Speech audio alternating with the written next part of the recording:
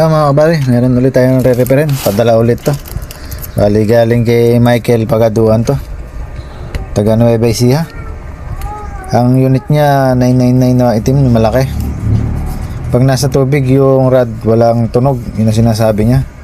Bali ang shipping lang na niyang inabot 84 pesos. Yan, unbox natin. Bali ito na yung pang 43. Bali namali lang ako ng guhit dun sa isang papel dito sa kabila.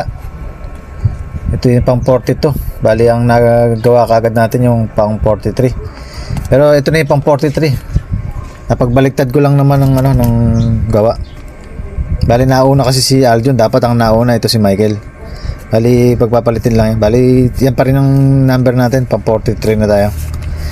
Ayan, bali sa mga nagpadala, hintay-hintay na lang kayo. May mga number naman to.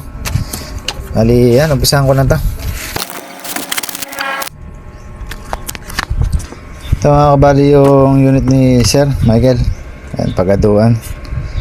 Nawawala ang kuryente kapag nasa tubig na. Putol-putol ang output pag nasa tubig.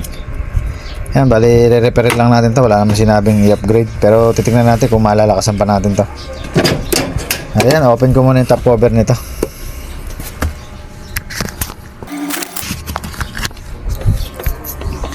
Ito mga kabali, na-check naman natin yung mga parts. Wala naman ako nakakitang lumobo, pumuntok. Ayan, nasunog. Testing natin. Tingnan natin kung tutunog pa.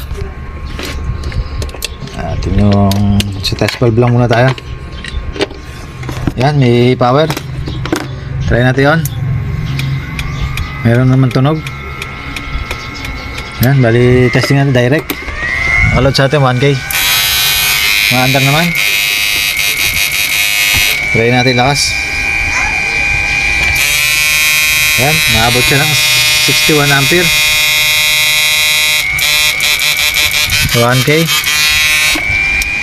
Pero maandar naman siya. Ganda naman ang andar niya.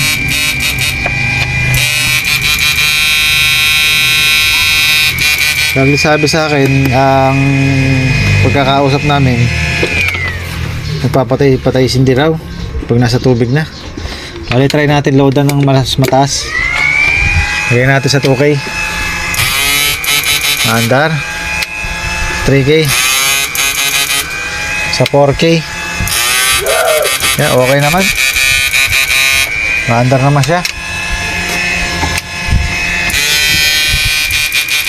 Bali double check na lang ako dito sa ilalim, baka may mga bumibitaw. Yun muna titingnan ko yung pinaka board natin. Tanggalin ko siya sa housing.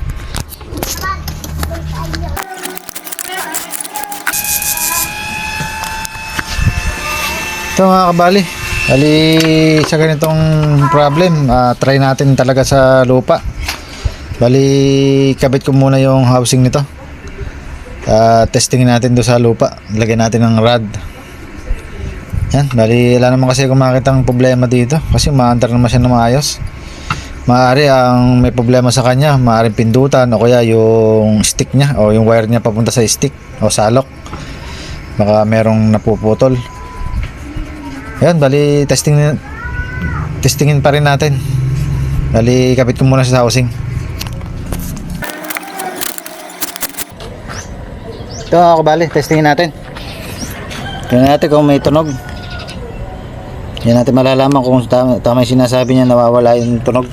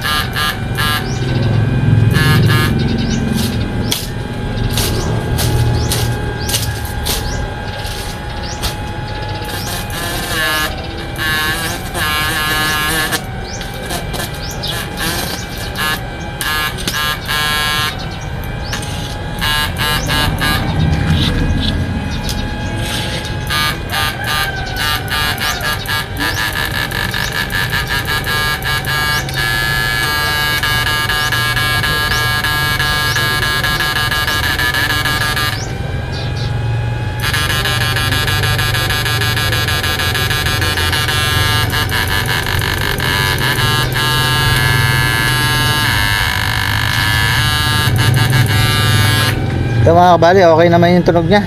Walang problema yung inverter. Bali baka sa ginagamit lang ng ano, wire ng stick. Hindi naman siya nag-automatic, hindi naman siya nagpo-protect. Wala namang protect to. Bali balik na lang ako doon sa ano, sa gawaan ko. Ito mga kabali, wala nang problema yung unit nya. Bali wala naman protecto, kaya hindi naman siya magpo-protect, hindi naman nababago yung tunog nya.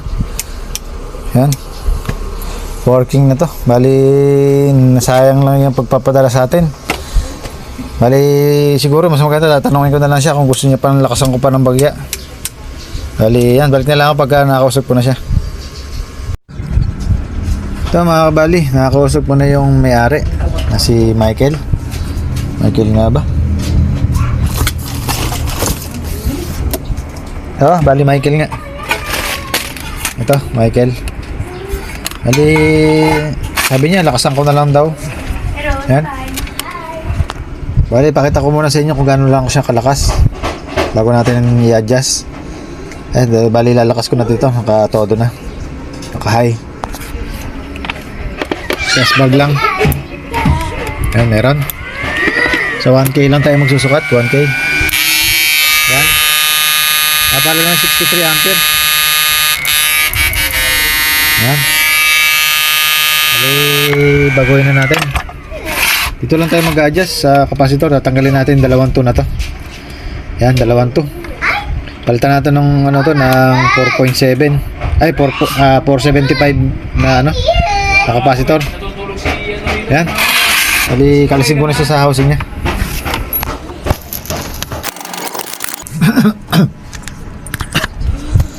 Ito mga kabali, kakabit natin. Yan. 475. Bali, malaki siya. Mataba. Mas malaki pa siya dun sa tatanggalin nakakabit pala. Tatanggalin. Yan. Bali, ito kakabit natin. Bali, di na natin sila pagtatabihin. Magkahiwalay na gagawin natin. Para yung space na nag-iinit, magkakaroon na siya ng hangin. Kahit pa paano malalamig siya. Yan, bali hinang ko lang siya.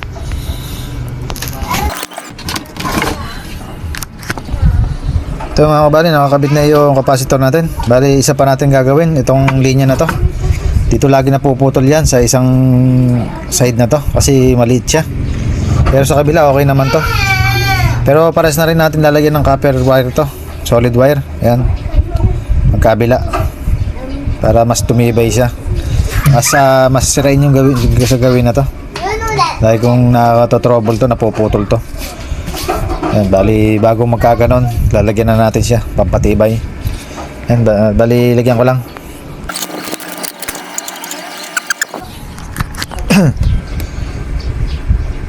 Ito mga kabali, kapalan na natin yung ano, yung kanyang board. Pati dito sa kabila rito, nilagyan na rin natin para hindi siya masibak. Bali lang naman ang kailangan natin, yung diretso na to, dahil makakapal naman na yung linya na to. Yan. Mapuputol lang yung linya na to pag talaga na shorted yung MOSFET natin, yung maramihan na shorted, putol to. Mas okay yun para hindi makadamay na iba. Maputol na lang siya rito, huwag lang dito. Yan, bali dito kasi madalas nasisiraan yan. Saka dito nababawasan yung ano natin, yung reverse polarity na hati rito. Saka dito dulo. Yan, bali mag-a-adjust pa tayo ng ano, ng lakas niya. Bali may adjustan din sa ano yan, sa loob.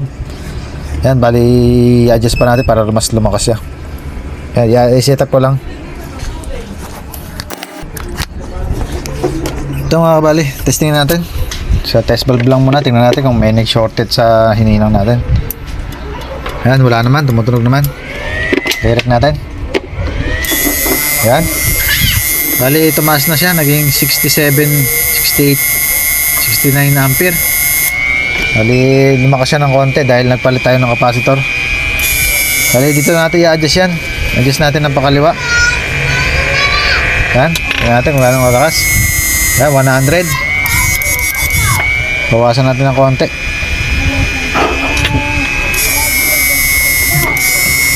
Gawin lang natin mga 90. Yan, pwede na yan. Lakas. 90 ampere, 98. Yan, pwede na yan. Bali, malaki na inalakas niya. Hindi natin pwede isagad masyado dahil masyado mag-iinit. Diyan lang sa 90 o 80, pwede na. Hindi naman niya isasagad dyan. Bali, mag-adjust na lang siya rito. Yan. Bali, isa na lang ang kailangan natin gawin. Yung palakasin natin yung tunog. Testing natin kung mapapalakas natin na ito kakabit. Pagka hindi, magpalit tayo ng nung alambre na spring. Yan, bali dito na sunod natin.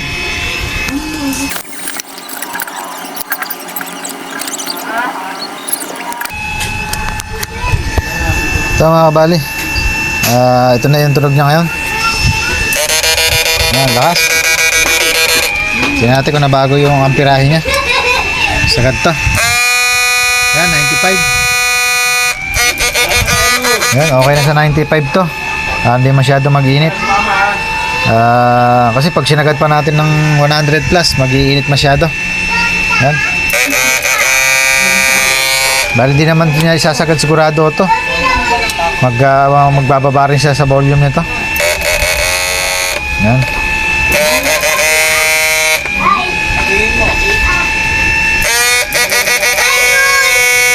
Yan. Lakas ang tunog. Halikabit ko yung yung top cover para marinig natin ang gusto. Yan. Flip-flop tayo. Yan. Bali sa ginawa ko, binawasan ko lang yung nakalagay na plate sa kanya para lumakas yung tunog. Binawasan ko lang dalawa. Bali hindi ko siya hinugot para yung pandikit nandun pa.